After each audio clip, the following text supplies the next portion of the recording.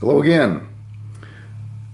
This video is going to be a departure from previous ones in that what I'll show you is a technique that is applicable to any number of pipes rather than you watching me work on a specific pipe.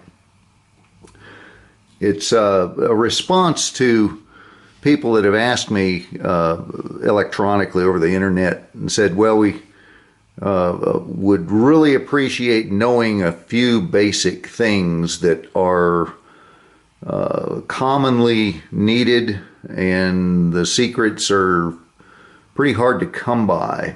And in fact, what I'll be talking about this time is something that I specifically declined to do in the question and answer video, where the only one that has the comment section open. I said I didn't want to get into burned chamber repair because it seemed to me it would open the door to an abusive situation with resellers. And a number of people put it to me that, well, that's not really the way to look at it, that it's more about how many pipes are going to be saved that wouldn't be saved otherwise if this information gets out there. And whether or not people want to be upfront with others about their using this kind of technique, that is not my purview. So I gave it quite a lot of thought. It's been months, and decided that, okay, I'd rather save more pipes and let the rest of it settle out on its own. So here we go. Now, I looked through my stash of demo type pipes and was looking for one of the burned chamber. Couldn't come up with one. And so I thought, well, we'll use just this dummy thing. I used it once before for some other purpose, can't recall. And with a torch lighter, we will make it a burned chamber. And if we don't get the crazing that we desire, we'll just take a pick and make some scratches on the blackened part and pretend that it was sent in that way as it was abused during smoking. Now, I don't know how many chunks of video this is going to require to get through to the end, but I'll just do what I always do and get to work and break it up after the fact. It might be done in two, and it might take more than that. I really don't know.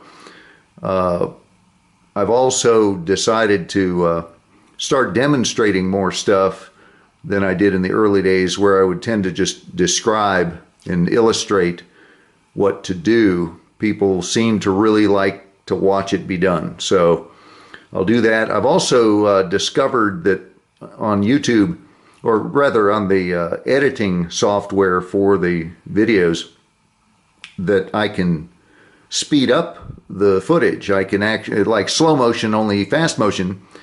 And so if something takes 3 or 4 minutes to do, I can compress that down in to just a few seconds, and you just watch things flutter around comically, but at least you know that it's all contiguous, that I'm not splicing fancy edits and stuff in there. So that's what we're going to do. Again, this is applicable to any Briar pipe. I don't work on meerschaums categorically, so I have no idea if they burn, and if they do, what to do about it. So whatever I'm about to show you is strictly Briar. Also, we're going to be using a chemical that is hazardous. It's got big skull and crossbones on it. You don't want to breathe it. You don't want to get it on your skin. You don't want it in your eyes. So be sure you have the proper stuff in both mindset and equipment to be handling it. And I'll show you what it is here in a minute. So let's just start with some fun stuff and see if we can burn the chamber of this. I've never tried this before. I'm not quite sure what we're going to get. But if it doesn't work, we'll just scratch it up manually. Alrighty, these things get hot enough, I know, to burn briar. Let's see what happens. Destructive Testing 101.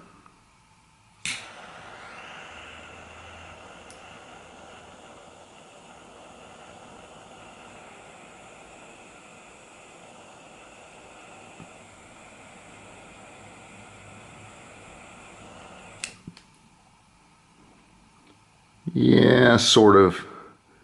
I don't think that's really going to be what we're looking for.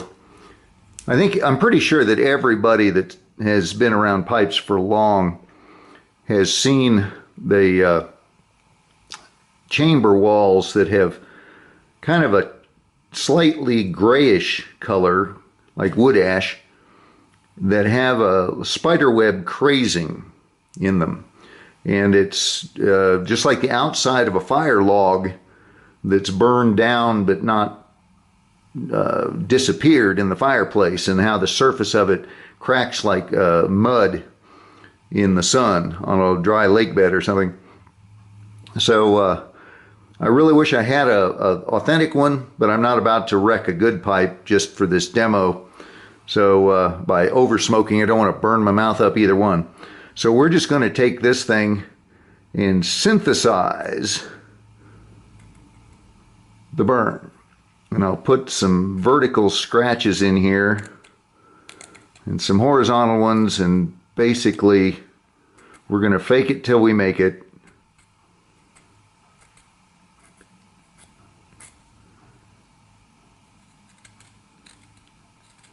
Yeah, we got a little charcoaly stuff happening there from the fire, so better than I thought. All right, now I don't know how much of any of that is going to be visible on this in any event. There we go. That's not too bad.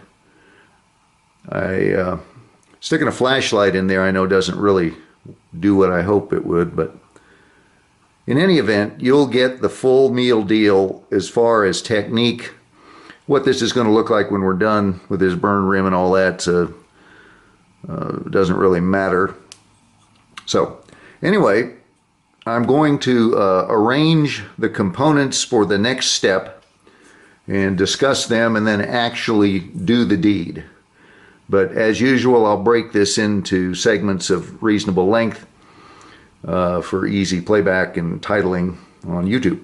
So let me go shut her down and rearrange, and be back in a second.